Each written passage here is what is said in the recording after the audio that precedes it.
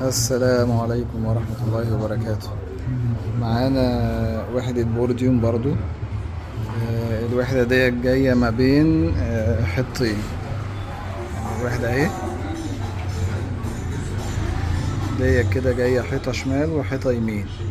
فاحنا لما جينا برضو ننفذها جبناها بورديوم وش خشبي ووش ابيض، على اساس برضو ان هو يوفر. لما جينا حطينا الوش الابيض من بره جنب الحيط، ونفس الكلام الناحية التانية.